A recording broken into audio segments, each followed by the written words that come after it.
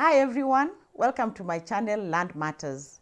It matters that it is land, and there are matters on land that we need to begin to discuss, to analyze, to interrogate, to understand, with a view to seeing how we can use this land well, dwell on it peacefully for prosperity and posterity.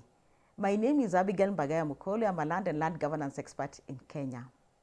Last time, we talked about compulsory acquisition, and I explained what it is. And I said this is where the government will take your land, whether you like it or not. The state will exercise its power of eminent domain and take your piece of land to convert it into public property or for public use. And I said there's a rider, provided that you are compensated fairly, promptly, and justly. So it says provided you are given fair, prompt, and just compensation. So your land will be taken.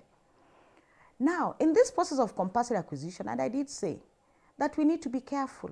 Let us follow the law. Let us read the law. Let us understand for ourselves what the law is saying. Running around with activists, all over the place. Let me tell you, it doesn't matter what they tell you, the law will prevail. It does not matter what they will tell you as you are walking all over, spending money, running up and down. The law will still prevail. So read the law. Try and understand the law. Get these activists to explain to you what the law is saying, how it's going to impact your life, and what will happen. Now, there are some things that I have seen happening when compulsory acquisition is taking place, or when the government says they want to carry out compulsory acquisition. In some cases, what I have seen is that when the government wants to go to a place, oh, a road is coming, normally people know, oh, the road is coming, oh, it's moving in this direction.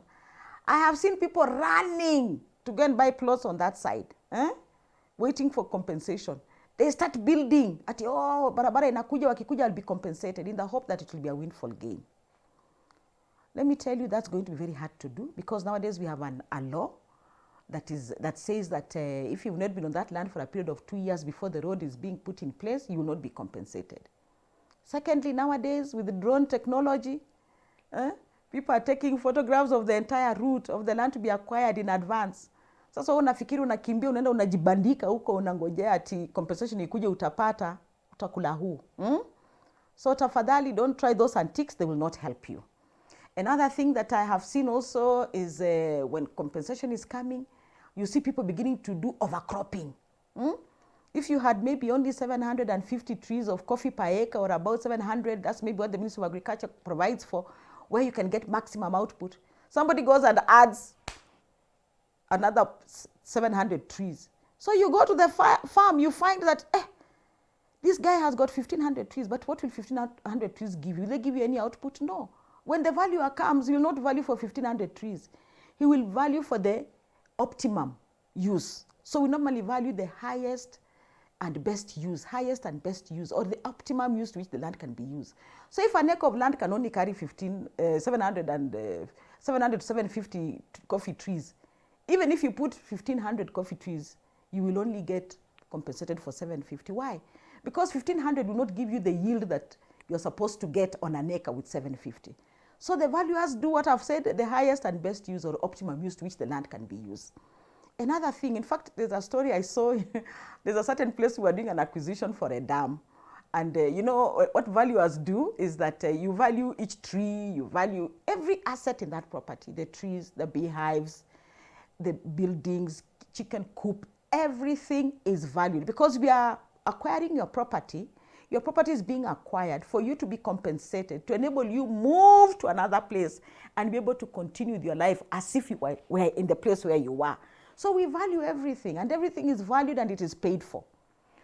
I remember a case where these people had beehives. So when they heard that the valuers are coming, you go and value this property, it has 50 beehives. Tomorrow, in the night, beehives are moved to another homestead and put on a tree. You could even find a tree has now 3 beehives. Can you imagine why? Because people are trying to see if they can get more money for their property. So all these antiques, let me tell you, cannot help anybody. Another thing we found is that, of course, succession has not been done on a lot of family land. So you find that the patriarch still holds the title of the property, but there are many people on the property. Everybody is staying in their own parcel. Everybody has their own house structure on the piece of land. Succession has not been done. Of course, in this case, the registered patriarch is only will be paid for the land. The individual people will also be paid for their structures, depending on what they own. But normally, everything is valued, and you're given that. So it's important, again, families, look at how to address issues of succession.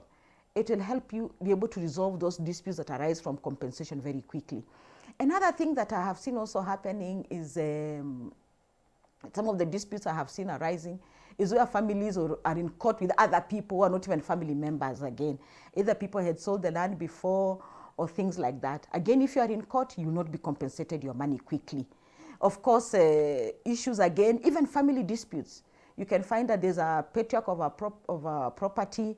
He has several wives. There's a lot of infighting. Again, of course, where there are disputes, normally your money will delay because they will wait for you to solve your problem before you can be paid that money, before the rightful owners are paid. And like I said, this money that you're being paid for compensation is to help to resettle you. This money is supposed to help you to resettle you from where you are to another place. In other words, to move you in the same condition that you are in. They don't want to leave you worse off than you are. So you're supposed to be very careful on how you use this money. And that's why I said earlier that you need to follow up, you need to meet with these acquiring bodies. Because sometimes the acquiring bodies and the financing institutions, we require that the people are taken through a training on how to use this money, this windfall. It's actually a windfall. Because the law provides that you can be paid for in cash, in bonds, or even you can also be given alternative land, for land. You can be given land for land and then paid for the developments. So you can be paid in any of those formats, but mostly the government has been paying people in cash. So it is a windfall. And you know what cash windfalls can do to people? If you are not steady, if you don't attend these trainings, you're being told how you can use this money to reestablish yourself, reestablish your home. I'm telling you, you can be overtaken by events. Like I said, when this thing, the advert has been put out that the property is going to be acquired for this purpose, let me tell you, people move. There are people who move to these locations timing your money. Very many types of people move to these towns where people are being compensated. And they start waiting to have a share of your money. You know what I mean, There'll be other people telling you they have got different ways in which businesses can be done. Or they have got ways in which you can double your money, There are others who will wait for you to drag you at a drinking spree. So you need to be very steady when you get this windfall. You're supposed to use it to reestablish your homestead elsewhere. I saw cases whereby some people, because we were still on that project for a long, I saw that on another project, which took some while. Some people, when they got the money, the patriarch of the property never appeared back home. He disappeared and went to live in town. Only he appeared when the money was finished. And of course, now the family has been evicted. Now, the family has squatters. I also saw cases whereby some people, again, who don't use their money properly, they are simply conned again. When they go to buy land that has disputes, they cannot settle. So this windfall that you're paid in the form of compulsory acquisition, you need to be very careful how you handle it. Make sure you use it to resettle yourself. Otherwise, you can find yourself homeless. You can find yourself and your family completely destitute. And like I said, please, and I repeat, work with the acquiring bodies. Work with them. Let them tell you. Let them take you through the process. Let them guide you to ensure that you are resettled. The intention of the government in paying compulsory acquisition is to ensure that you are not left worse off than you were at the point of compulsory acquisition. Now, in the process of compulsory acquisition, like I said, the law is also very clear. Let us say, for example, you do not agree with what they have done. You are not in agreement with what you have done. You've tried to talk to the acquiring bodies. You've discussed. You are not agreeing on the value. You're not agreeing on a lot of other things, on the acreage. The law again has said the things that you can also disagree on. Let us say you're not agreeing on all those things. What does the law say? The law says that you can go to court. After you have tried talking to them and you are not succeeding, what do? You can go to court. You can get your matter determined by the court. And then the acquiring body will be guided accordingly.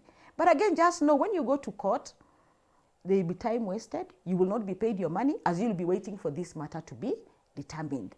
Another thing again, We do have a tribunal. It's called the Land Acquisition Tribunal. It has been set up by the Judicial Service Commission. I think it has already been established. It exists. You can also take your matter before them. They can listen to you. It is quicker, it is faster, and they'll make a judgment concerning matters compulsory acquisition.